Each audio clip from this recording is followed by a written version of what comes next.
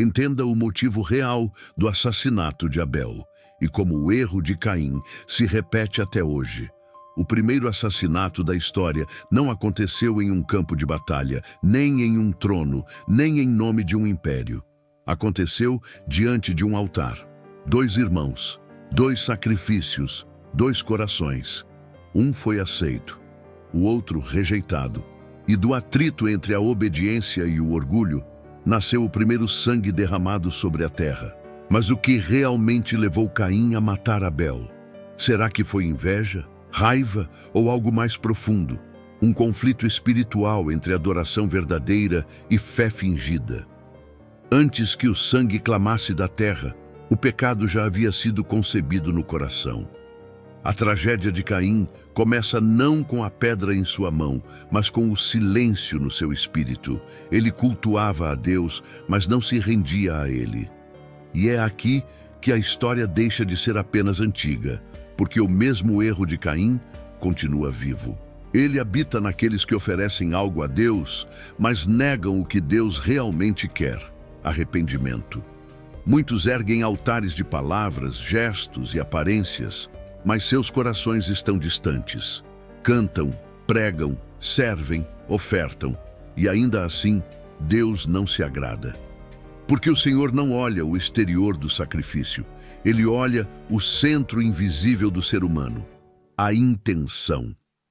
No cenário original, segundo o contexto cultural da época, as ofertas representavam mais do que simples gestos de devoção. Elas eram uma linguagem de fé, uma confissão pública de dependência. Caim, agricultor, ofereceu o fruto do seu esforço. Abel, pastor, ofereceu o cordeiro, símbolo de vida entregue, de substituição, de sangue que fala diante do trono. Mas o que estava em jogo não era o que cada um produziu, e sim o que cada um cria. Abel confiava na graça. Caim confiava em si mesmo. E assim, diante do altar, Deus fez uma distinção que muitos hoje se recusam a aceitar. Ele aceita o adorador que se humilha, mas rejeita o que busca sua aprovação sem quebrantamento. Esse é o ponto onde a religião se transforma em farsa e a fé deixa de ser comunhão para se tornar disputa. O crime de Caim não é apenas um ato antigo, é uma advertência eterna. Ele mostra o que acontece quando o homem tenta aproximar-se de Deus sem passar pela obediência, quando prefere a aparência da devoção à verdade da transformação. A história de Caim e Abel é um espelho, e o reflexo que ele mostra ainda sangra. Porque todo coração que insiste em fazer do altar um palco repete o mesmo erro, o de tentar oferecer a Deus o que ele nunca pediu, enquanto guarda para si o que ele realmente quer. Capítulo 1 revelará onde tudo começou, quando a religião sufocou o espírito e o altar se tornou o primeiro campo de batalha da alma. Caim e Abel não começaram distantes. Eram irmãos, filhos do mesmo ventre, formados sob a mesma criação, diante do mesmo mundo recém-corrompido pela queda. Ambos ouviram de seus pais o que era o Éden. Ambos sabiam o que era caminhar fora da comunhão. E ambos sabiam que só havia uma forma de se aproximar novamente de Deus: pelo sacrifício. Era uma geração que conhecia a gravidade da separação, mas também a possibilidade da reconciliação. Ainda assim, algo profundo os separava. E essa separação não era visível aos olhos humanos, mas queimava em silêncio por dentro. Aos olhos de quem observava de fora, tudo parecia igual. 2 homens trazendo algo para Deus. 2 altares erguidos.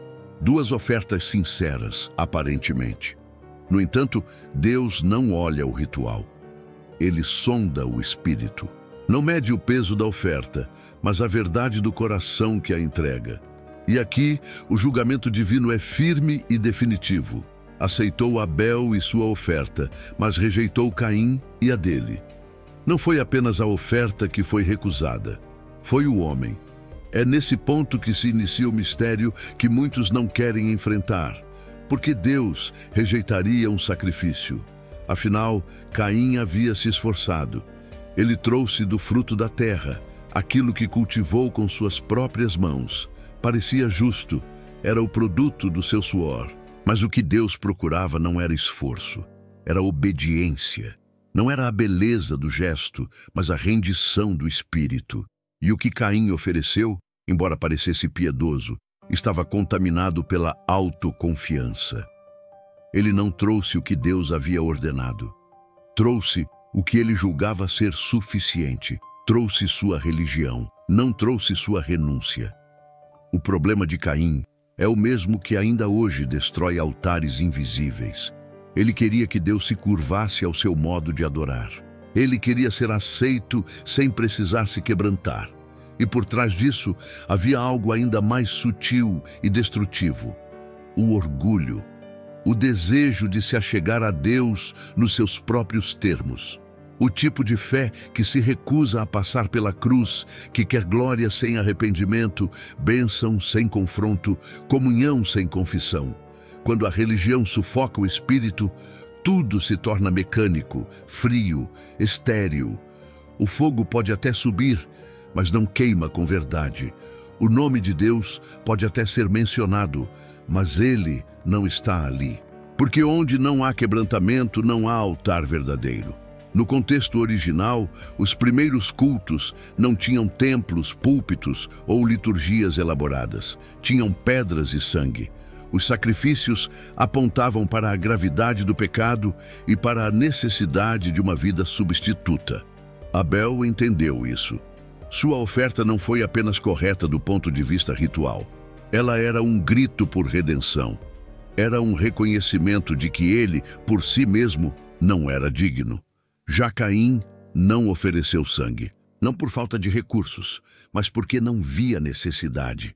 Em sua lógica, bastava o esforço, bastava o fruto, bastava seu próprio mérito. Esse é o veneno da religião sem espírito. É a tentativa do homem de alcançar o céu por suas obras. É o eco de Babel dentro do altar. O desejo de ser aceito por mérito, de se tornar digno sem precisar se render. E é isso que torna Caim o primeiro símbolo da fé corrompida. Uma fé que ergue altares, mas não se curva. Que fala sobre Deus, mas não anda com Deus. Que oferece, mas não se entrega. O mais assustador é que até aqui, Caim ainda parece piedoso, ainda está oferecendo algo, ainda está diante do altar, ainda está no lugar onde supostamente encontra-se com Deus, mas dentro dele já não há mais reverência, já não há mais temor. Só há frustração, revolta e um orgulho ferido que começará a se transformar em ira. Quando a religião sufoca o espírito, o coração se endurece. A adoração se torna teatro. E o altar deixa de ser um lugar de comunhão para se tornar um campo de disputa. Caim não adorava para glorificar a Deus, adorava para ser reconhecido por Ele. Era a adoração que exige aplauso, não transformação. Por isso, quando sua oferta é rejeitada, ele não se dobra. Ele se enfurece, ele não busca arrependimento, busca justificativa. Ele não pergunta o que precisa mudar, apenas se ressente por não ter sido aceito como está. Esse é o espírito de tantos que hoje se aproximam de Deus sem espírito de verdade. Cantam, ofertam, pregam, servem. Mas quando Deus os confronta, se ofendem. Quando são corrigidos, endurecem. Quando o céu se cala, gritam. Porque o altar que ergueram não foi para sacrificar a carne, foi para exaltar a si mesmos. E quando Deus não valida esse altar, surge o mesmo sentimento que brotou no coração de Caim: ira, rejeição, competição. Essa é a raiz de todo conflito espiritual. Quando a adoração vira performance e a fé se torna disputa. E é por isso que o primeiro assassinato da Bíblia nasce dentro de um culto. Porque onde não há espírito, a religião mata. Mata a consciência, mata a sensibilidade, mata a comunhão e, por fim, mata o irmão. No próximo capítulo, o altar silencioso de Caim começa a emitir um som que não agrada a Deus. A recusa divina irá revelar aquilo que Caim tentou esconder, porque toda oferta tem um som diante do céu. E Deus escuta o que o coração diz, mesmo quando a boca se cala. O som da oferta de Caim não foi o som do louvor, foi o som da resistência, o som de um coração que trabalha para Deus, mas não anda com Deus. Quando o fogo do altar de Abel subiu, o de Caim permaneceu frio. E naquele instante, o céu fez uma distinção visível entre dois tipos de adoradores: os que entregam o que Deus pede e os que oferecem o que lhes convém. A diferença não estava nas mãos, mas na essência. Deus não rejeitou o fruto da terra.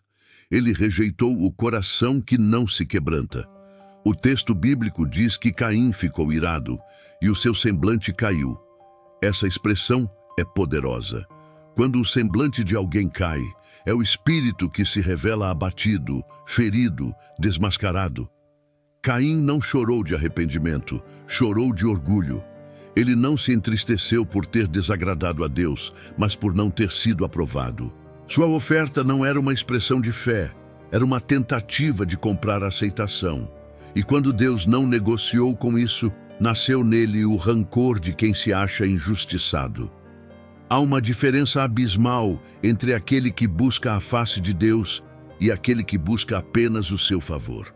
O primeiro oferece por amor, o segundo oferece por interesse. Caim representa a geração que faz de Deus um meio para alcançar um fim, que serve, mas não se entrega, que dá, mas cobra, que oferta, mas exige retorno. A recusa divina é, para esse tipo de coração, uma afronta, mas na verdade é um ato de misericórdia, porque o Senhor só rejeita aquilo que, se fosse aceito, nos destruiria. No contexto cultural da época, a aceitação de uma oferta era sinal de comunhão restabelecida. O fogo consumia o sacrifício, simbolizando que Deus havia recebido a adoração. Quando o fogo não veio sobre o altar de Caim, o céu estava enviando um alerta, um convite ao arrependimento. Mas ele não quis ouvir. O mesmo Deus que aceitou Abel ofereceu uma segunda chance a Caim. Por que te iraste? E por que caiu o teu semblante? Se procederes bem, não é certo que serás aceito? Era a voz do amor tentando alcançar o coração que começava a se endurecer.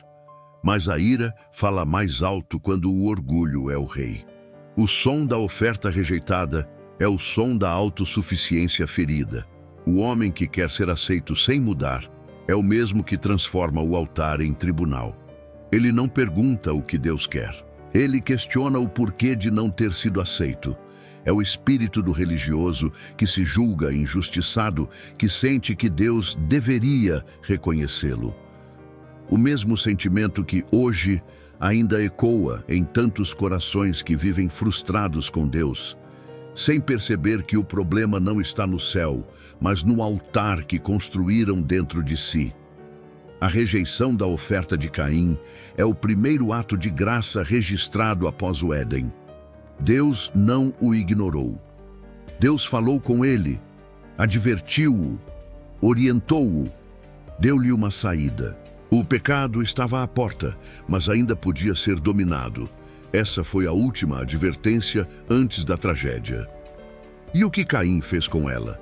Silenciou a voz divina e alimentou a própria revolta.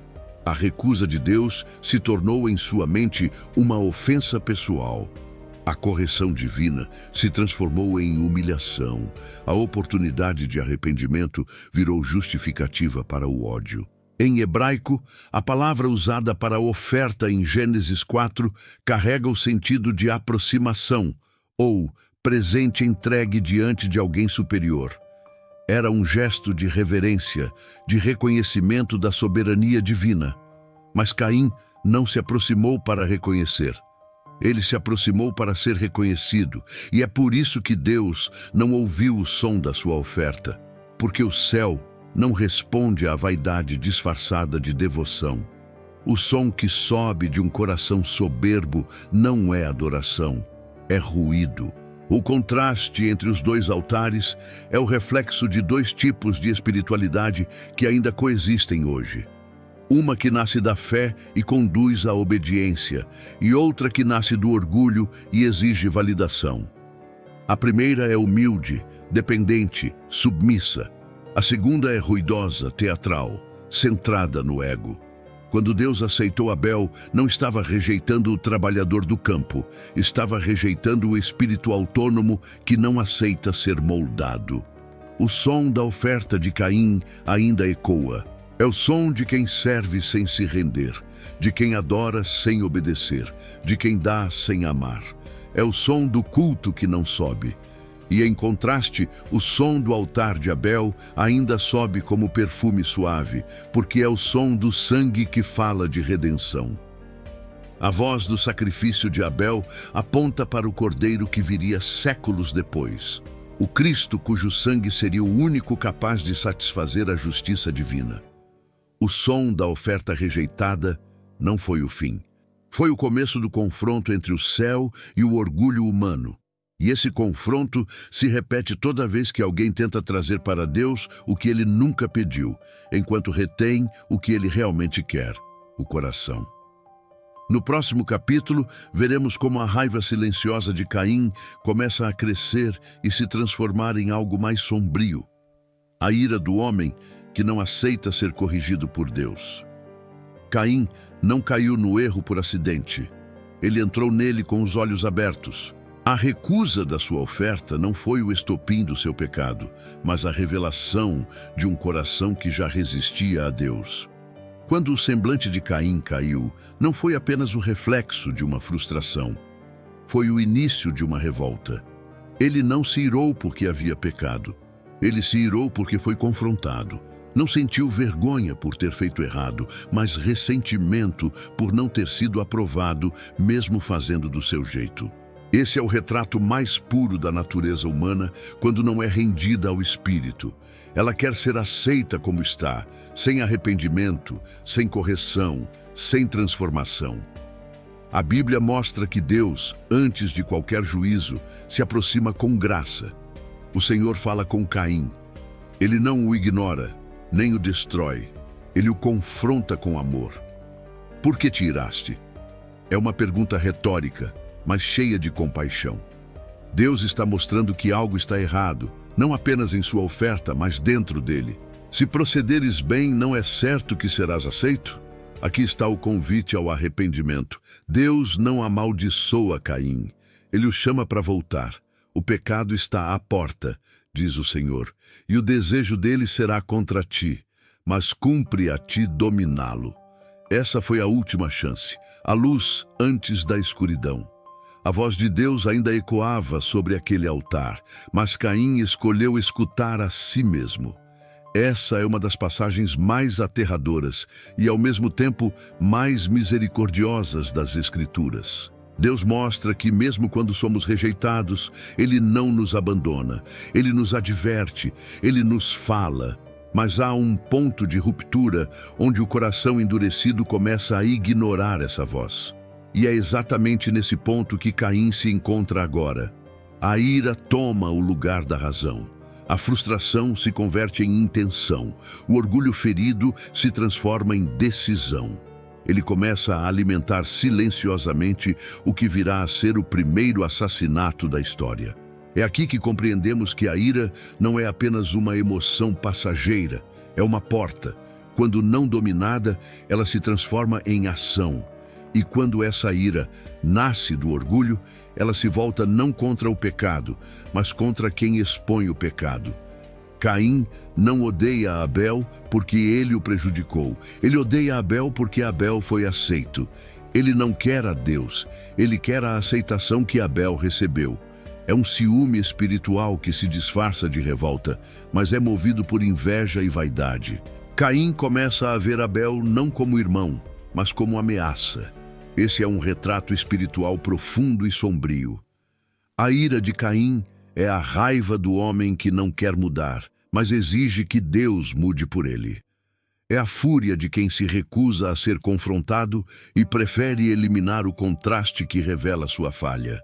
Em vez de olhar para dentro e corrigir-se, ele olha para o lado e culpa o outro.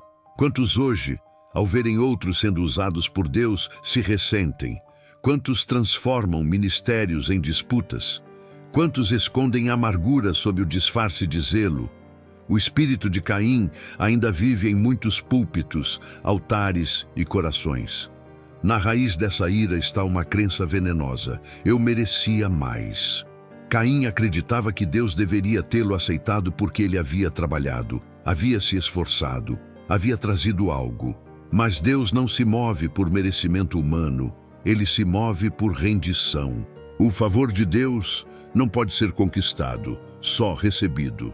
E quem tenta comprá-lo com obras se revolta quando não consegue. Essa revolta se acumula, se esconde, se alimenta. E quando não é tratada, explode. O campo para onde Caim levará Abel já está sendo construído dentro dele. Cada pensamento de comparação, cada sentimento de injustiça, cada lembrança da aceitação de Abel constrói uma pedra. E a mão que um dia trouxe oferta ao altar será a mesma que derramará sangue sobre o solo. Isso é o que a ira faz quando não é submetida ao Senhor. Ela corrompe, mata, destrói. Mas antes disso ela mente. Ela diz: você foi rejeitado porque o outro foi aceito.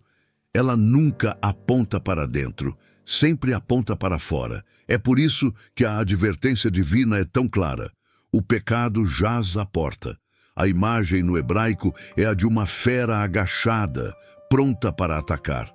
O pecado espera, observa, procura uma brecha. E quando encontra um coração inflamado de orgulho e não quebrantado, entra. Dominar o pecado é possível, foi o que Deus disse, mas para isso é preciso humildade, é preciso rendição. Caim tinha o poder de fechar a porta, mas escolheu escancará-la.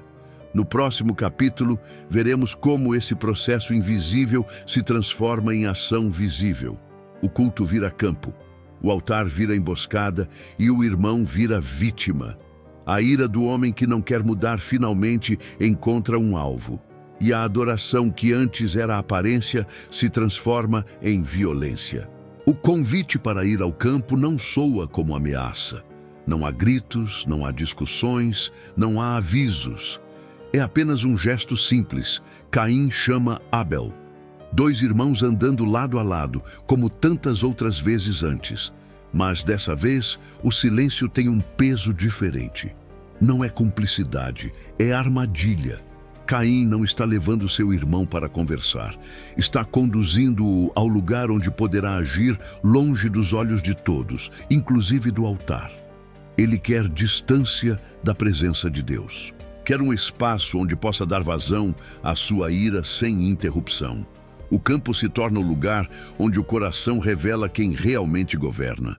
Nesse gesto aparentemente comum, há uma verdade sombria. O pecado amadurece no silêncio da alma. Caim ouviu a voz de Deus.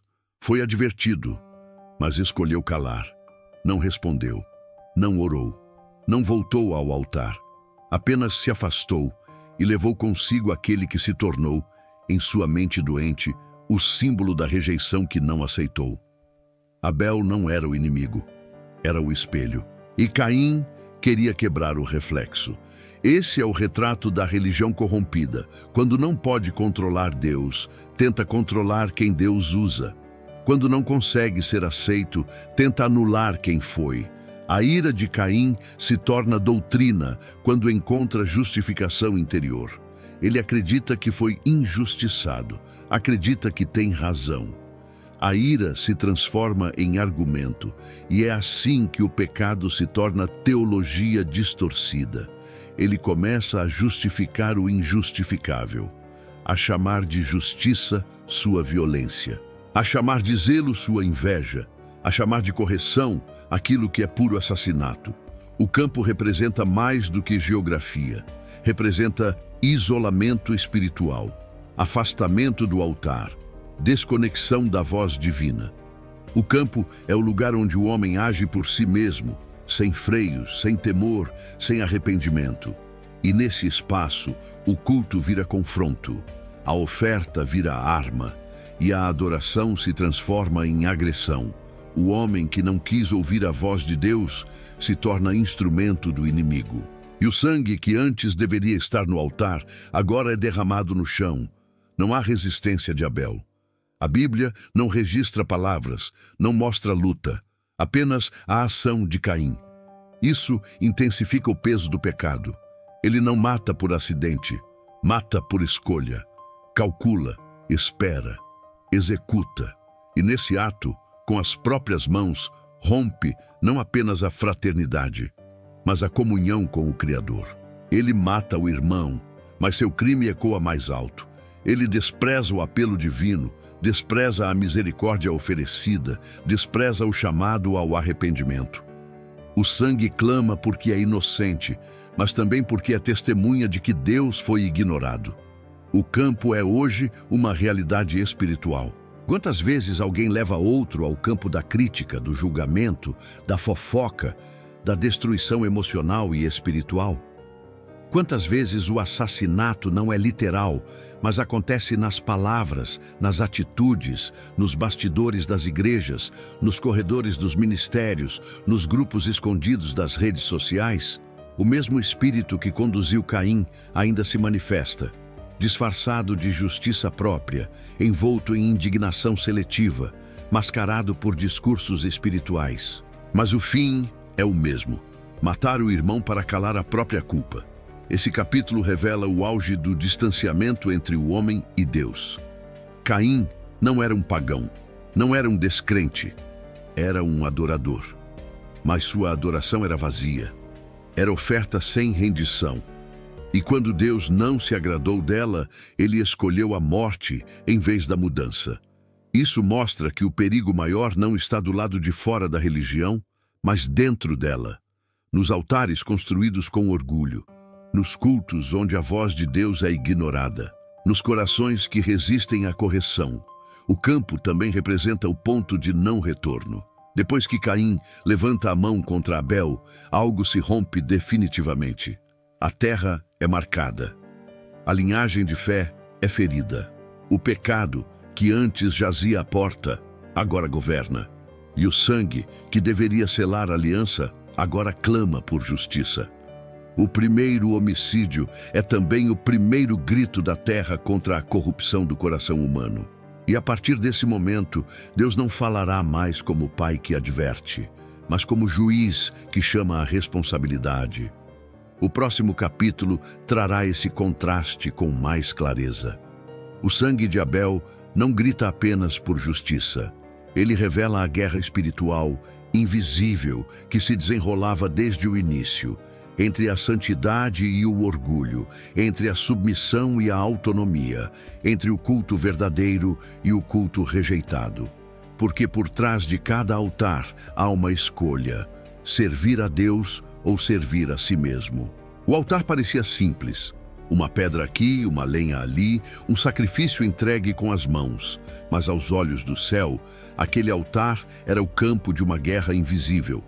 Era o ponto de colisão entre duas naturezas espirituais: a justiça que brota da fé e o pecado que se alimenta do orgulho. A morte de Abel não foi apenas um ato humano de violência. Foi a manifestação externa de um conflito espiritual profundo que começou muito antes da pedra ser levantada. Caim e Abel não eram apenas irmãos de sangue.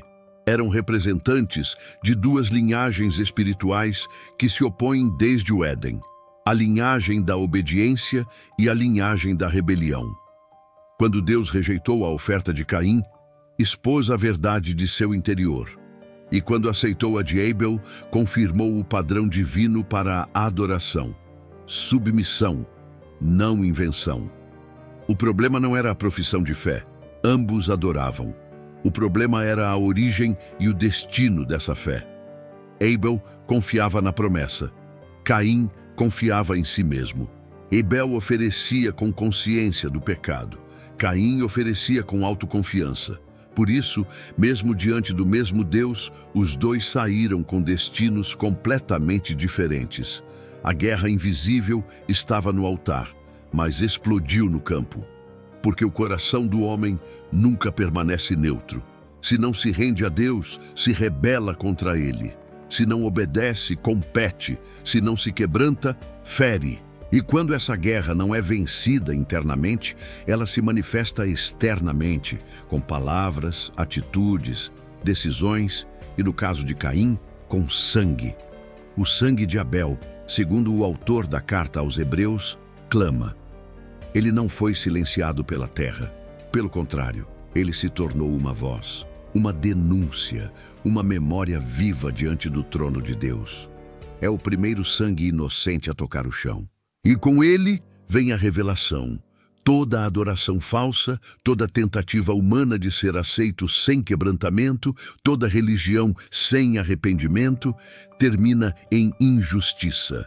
O sangue clama porque revela que o coração de Caim não queria Deus, queria validação. E quando não a teve, destruiu quem a possuía.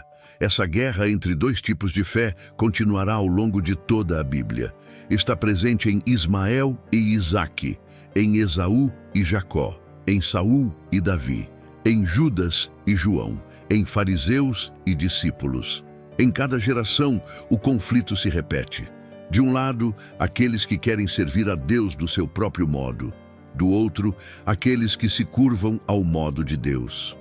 De um lado, os que constroem altares para serem vistos. De outro, os que se escondem no deserto para ouvir a voz que transforma. No contexto hebraico, a ideia de clamar está ligada a um apelo por justiça. O sangue derramado no solo tornava-se testemunha diante de Deus. Era como se a própria terra se tornasse cúmplice da injustiça e, por isso, não podia mais esconder o crime.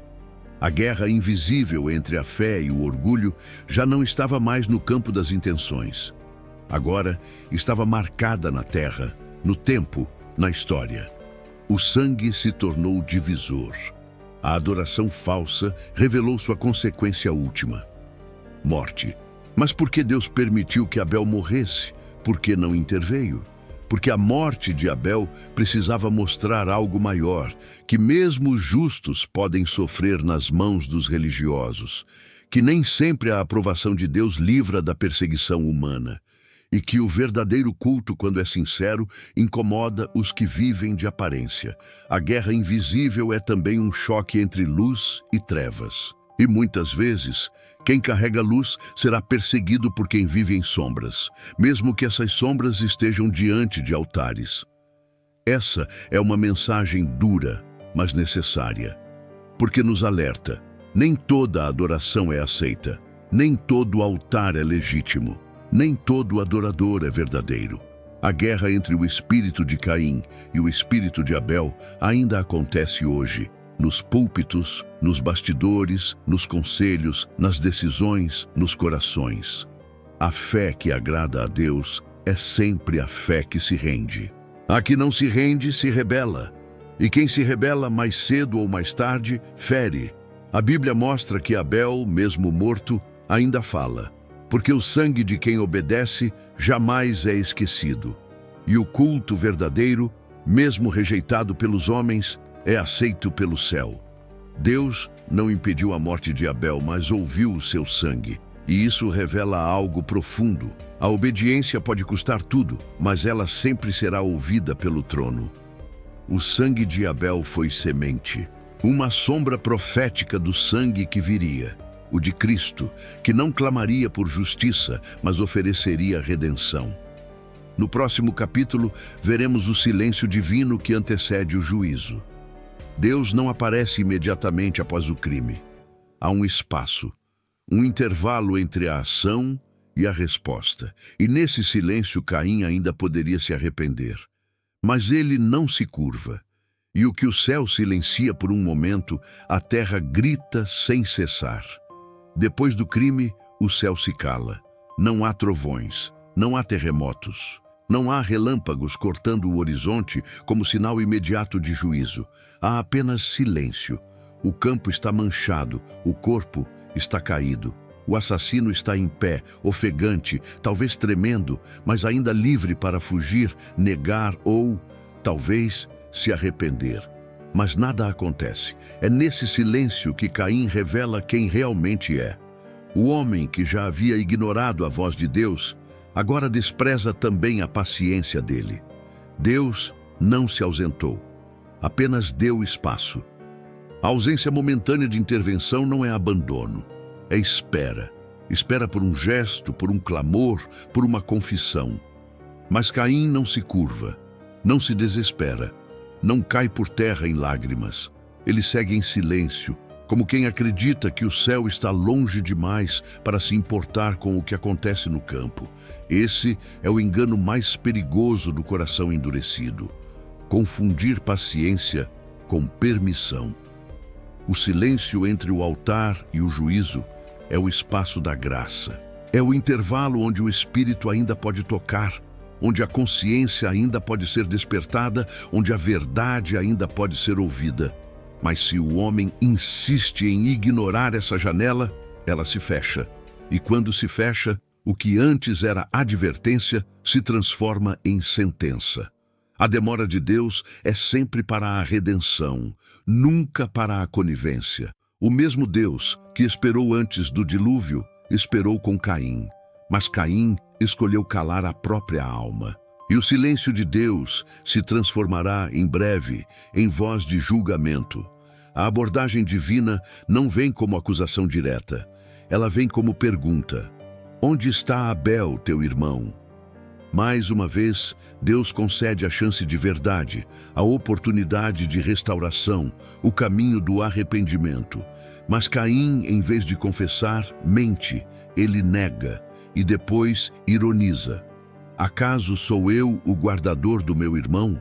A tragédia alcança seu auge aqui. O homem que adorava agora confronta o Criador com sarcasmo. Aquele que foi rejeitado pelo altar agora tenta se justificar com cinismo. Seu coração não está apenas endurecido, está embriagado pelo orgulho. Ele não sente remorso. Sente-se no direito de negar a responsabilidade. Essa é a consequência espiritual de ignorar o silêncio de Deus. O homem começa a acreditar que pode manipular o próprio Deus. Começa a tratar o Senhor como um igual, como se a verdade pudesse ser negociada, como se o crime pudesse ser escondido, como se a justiça divina fosse cega. O pecado cometido fora do altar agora contamina até a maneira como o homem se relaciona com o trono. Não há mais temor, não há mais reverência. Há apenas um coração rebelde, desafiador, morto espiritualmente. O texto bíblico não mostra gritos, não mostra confrontos emocionais. Mostra um Deus calmo, mas justo. Um Deus que pergunta, mesmo já sabendo a resposta. E ao fazer isso, ele mostra algo que precisa ser entendido. Deus não faz perguntas para obter informações, mas para revelar o estado do coração do homem. Cada pergunta do Senhor é um espelho. E Caim, ao responder com frieza, mostra que já não há arrependimento em seu interior. Apenas negação, apenas fuga.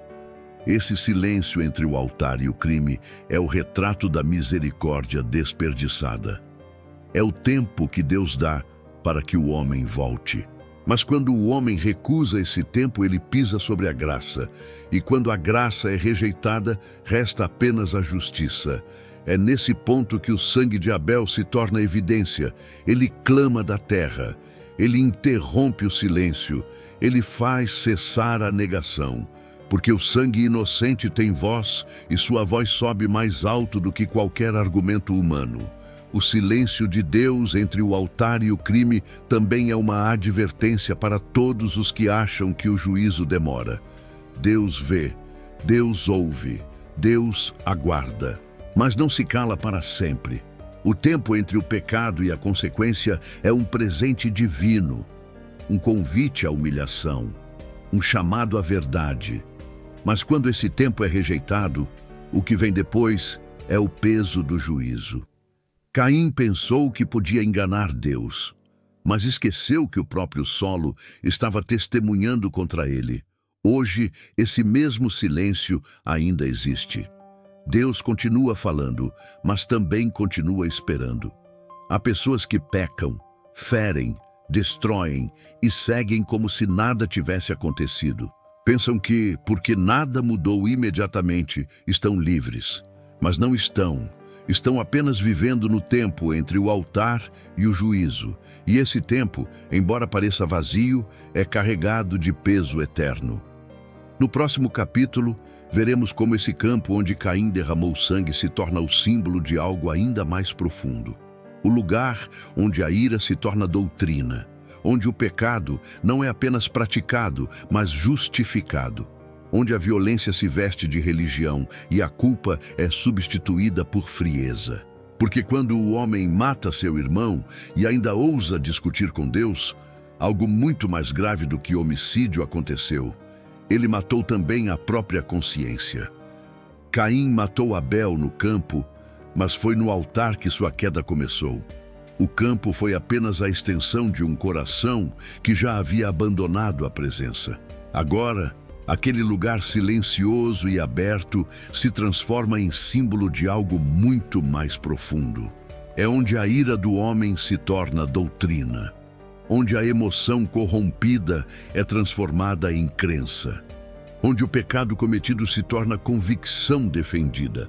Caim não volta atrás, não lamenta, não confessa, ele sustenta sua atitude como se fosse justa. E quando o homem justifica sua queda, transforma a transgressão em sistema. Esse é o momento em que o erro deixa de ser momentâneo e passa a ser estrutural. O campo se torna um tipo de doutrina de morte, a crença de que é possível remover da história aquele que desagrada, incomoda ou contrasta. A vida de Abel era um testemunho constante do que era a verdadeira adoração. Seu exemplo calava mais fundo do que qualquer argumento. E Caim, ao matá-lo, quis calar a mensagem, não apenas o mensageiro. Ele não queria ouvir o que o sangue de Abel dizia.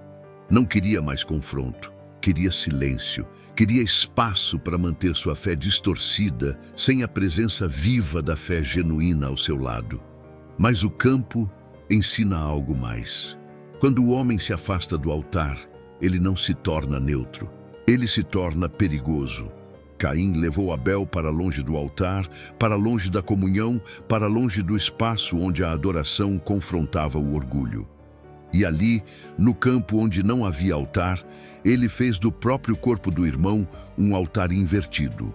Um altar de sangue sem sacrifício, de violência sem redenção, de culto sem Deus. Porque onde a ira governa, o culto desaparece. O coração que não suporta ser confrontado pela luz, procura apagar a luz, e não o pecado. Essa distorção se repete em toda a história bíblica. A ira que não é tratada vira doutrina, o ressentimento vira tradição. A inveja se disfarça de zelo. E o espírito de Caim começa a operar silenciosamente em líderes, comunidades e estruturas religiosas, que diante de algo que não entendem ou que os expõe, preferem eliminar do que se humilhar. Preferem perseguir do que aprender. Preferem acusar do que se arrepender. O campo onde a ira se torna doutrina é, portanto, um alerta profético. Ele nos mostra o que acontece quando a experiência com Deus é substituída por um sistema de defesa emocional. Caim não se tornou um assassino porque odiava Abel, mas porque odiava o que Abel revelava sobre ele. A presença de Abel gritava: há uma forma certa de adorar. E Caim não suportava essa voz. Então, ao invés de mudar, ele matou. Essa é a lógica do religioso endurecido. Prefere destruir a verdade do que se curvar diante dela. E quando o campo vira palco de doutrina, o sangue derramado se torna herança. A geração de Caim começa ali. Não é marcada apenas por um crime, mas por uma mentalidade, uma forma de pensar, de crer, de interpretar o mundo. A linhagem espiritual que nasce de Caim é a que constrói cidades sem Deus, canta louvores sem adoração, faz instrumentos sem consagração. É a geração que cria cultura sem temor. E tudo isso nasce de um altar rejeitado e de uma ira não tratada. Segundo o contexto bíblico, a construção de cidades por descendentes de Caim, como vemos em Gênesis 4, é uma tentativa de estabelecer estabilidade sem presença. É a substituição da glória de Deus por estruturas humanas. É a tentativa de construir significado fora da comunhão. E essa tentativa começa no campo onde o irmão foi morto, onde a ira não foi dominada, onde a doutrina do ego triunfou sobre a fé. O campo, que deveria ser um lugar de cultivo e vida, se torna cenário de morte e silêncio. Hoje muitos ainda vivem nesse campo, cultuam sem confronto, servem sem transformação, mantêm estruturas espirituais, mas sem submissão ao Espírito. Estão longe do altar, mas não percebem. Estão sustentando doutrinas que nasceram da dor e da inveja, mas que agora se tornaram parte de seus discursos. Rejeitam o que confronta, atacam o que expõe, perseguem o que brilha. E tudo isso em nome de uma fidelidade que nunca existiu. Caim nunca disse que não cria em Deus. Nunca se declarou apóstata. Apenas se afastou da presença. E nesse afastamento justificou seu próprio crime com silêncio. Mas Deus não se calou. Ele o encontrou, chamou-o, confrontou-o e o amaldiçoou não apenas pelo ato, mas pelo coração endurecido que o sustentou. A ira que virou doutrina agora se tornaria condenação. No próximo capítulo, veremos como o sangue derramado no campo se torna um símbolo profético. Porque o sangue de Abel não apenas grita por justiça, ele antecipa o sangue que será derramado séculos depois. Um sangue que não clama por vingança, mas oferece redenção. O sangue que muda tudo. O sangue que quebra o ciclo. O sangue de Abel manchou a terra, mas não foi absorvido em silêncio. Ele subiu, não como um vapor, mas como um clamor. A primeira voz que se eleva da terra para o céu após a queda não é de louvor nem de oração, é a voz do sangue de um inocente. A voz do sangue do teu irmão clama a mim desde a terra, diz o Senhor. Esse clamor não é simbólico, é real. Deus o ouve, Deus o responde, e através dele o céu estabelece uma verdade eterna. O sangue tem voz. E quando derramado injustamente, torna-se testemunha viva diante do trono. Na tradição hebraica, o sangue representa vida, e vida não pode ser destruída sem consequência.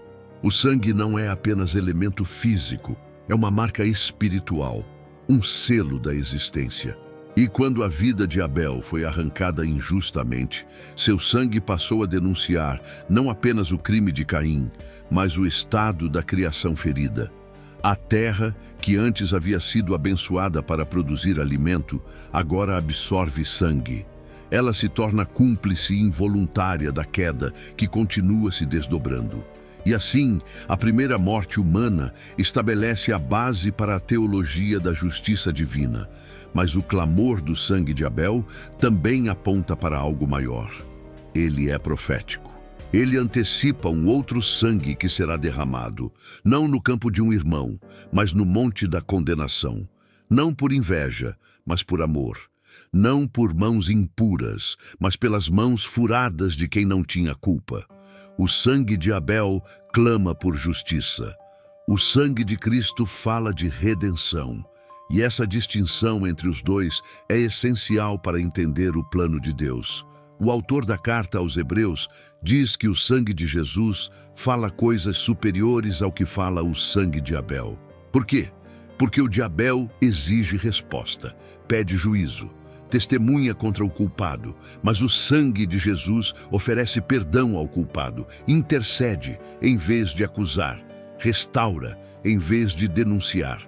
É um sangue que não apenas tem voz, tem propósito. E esse propósito é reconectar o homem com Deus, redimir o altar, quebrar o ciclo iniciado por Caim. Mas não se pode alcançar esse sangue sem passar pelo confronto que ele representa, porque o sangue de Cristo também fala. Ele não silencia o pecado, ele o expõe, cura e perdoa, mas apenas se houver quebrantamento. E é aqui que muitos tropeçam. Querem redenção sem confissão, querem recomeço sem arrependimento. Mas o sangue só opera onde há verdade, onde há entrega, onde há rendição. Na narrativa de Gênesis, Deus não oferece a Caim a promessa de que o sangue de Abel será esquecido. Pelo contrário, ele o estabelece como testemunho, e o sangue continua falando ao longo de toda a história bíblica. Ele é o eco do Gênesis até a cruz. Cada profeta perseguido, cada justo martirizado, cada inocente silenciado pela violência dos que se dizem espirituais, todos eles acrescentam camadas a esse clamor. Mas é no Calvário que esse som é finalmente respondido com plenitude. Na cruz, o céu diz: aqui está o sangue que satisfaz. Não porque cancela a justiça, mas porque a cumpre em si mesmo. Cristo se torna o Abel final, o inocente que é morto, não por merecer, mas por ser fiel. Ele não é vítima de um irmão, mas entrega voluntária por muitos. Seu sangue não clama contra o homem, mas pelo homem. E ao fazê-lo, quebra o ciclo do ódio, da inveja, da comparação, da religião sem vida. Ele transforma o altar manchado em altar vivo. Essa é a teologia do sangue que fala. Não é superstição, não é rito vazio. É a realidade espiritual mais profunda do Evangelho. Sem sangue não há remissão. Sem sangue não há justiça. Mas com o sangue certo, o de Cristo, há reconciliação. O sangue que clama da terra após o crime de Caim encontra resposta no sangue que cai da cruz. E essa resposta muda tudo. Hoje, o sangue de Abel ainda fala. Ele nos lembra que o culto falso mata, que a ira não tratada contamina, que a inveja destrói. Mas o sangue de Cristo fala mais alto. Ele declara que há perdão para quem matou, que há redenção para quem negou, que há reconciliação para quem errou, mas só para os que se dobram diante da cruz. Porque o sangue fala, mas não se impõe. Ele se oferece. No próximo capítulo, veremos como o espírito de Caim ainda opera hoje, não em campos abertos, mas dentro de estruturas religiosas, nas intenções escondidas, nas comparações veladas, nos discursos que soam espirituais, mas nascem do orgulho. O coração de Caim ainda respira em muitos, mas há uma forma de identificá-lo e de vencê-lo. O corpo de Abel já havia sido sepultado, o campo esquecido, a terra marcada. Mas o espírito de Caim não ficou enterrado com a história. Ele se espalhou, cresceu, ganhou linguagem, forma, influência e passou a habitar não apenas em indivíduos, mas em sistemas, estruturas, culturas religiosas. O espírito de Caim tornou-se com o tempo uma forma sutil de espiritualidade, aquela que continua ofertando, falando em nome de Deus, mantendo aparência de devoção, mas cujo coração carrega ressentimento, comparação, inveja e orgulho. Ele não desapareceu, ele se infiltrou. Hoje, ele não se manifesta com pedras. Ele se esconde em palavras, em estratégias, em olhares cruzados entre irmãos que concorrem entre si no altar, no culto que visa reconhecimento, no ministério que se alimenta de vaidade, no coração que não suporta ver o favor de Deus sobre outro e, ao invés de se render, se fecha. Esse é o espírito de Caim: adorar sem quebrantar, servir sem obedecer, permanecer presente no ambiente de fé, mas distante da presença real de Deus. Esse espírito não é fácil de identificar, porque ele opera em silêncio. Ele sorri, mas sente inveja, abraça, mas compara, aplaude, mas deseja ocupar o lugar do outro. Ele é, muitas vezes, elogiado como alguém esforçado, dedicado, trabalhador, mas seu altar está frio, sua oferta é vazia, sua motivação é contaminada. E quando não é confrontado, ele cresce. Quando é alimentado, se institucionaliza. Quando é exaltado, vira doutrina. O espírito de Caim prospera em ambientes onde o reconhecimento é mais importante do que a obediência. Nas palavras de João, Caim era do maligno e matou a seu irmão. E por que o matou? Porque as suas obras eram más e as de seu irmão justas. Essa é a raiz. O espírito de Caim odeia o que é justo, porque a justiça revela seu erro. E em vez de se arrepender, ele reage. A justiça do outro torna-se insuportável, e a presença do outro, um incômodo. Por isso, não se contenta em apenas ignorar. Ele precisa calar, precisa derrubar, precisa eliminar, mesmo que com palavras, afastamentos, boicotes sutis, difamações camufladas de preocupação espiritual. Esse padrão se manifesta especialmente entre os que ocupam posições de visibilidade.